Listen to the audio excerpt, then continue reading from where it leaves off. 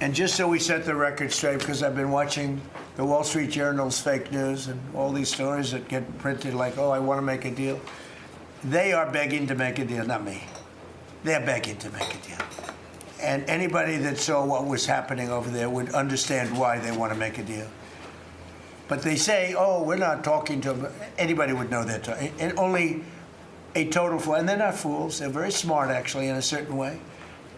And they're great negotiators. I say they're lousy fighters, but they're great negotiators. They are begging to work out a deal. I don't know if we'll be able to do that. I don't know if we're willing to do that. They should have done that 4 weeks ago. They should have done it 2 years ago.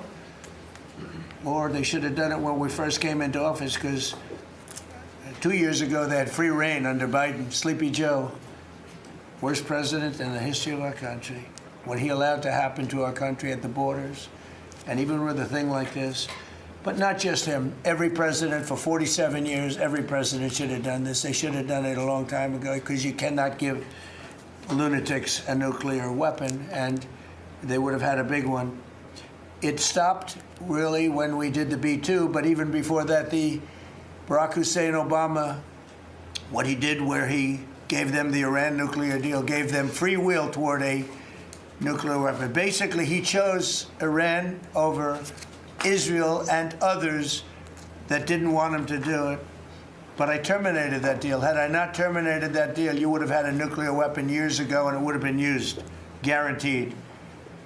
And one of the reasons you know about the guarantee is because their neighbors were sort of like bystanders. They weren't involved very much.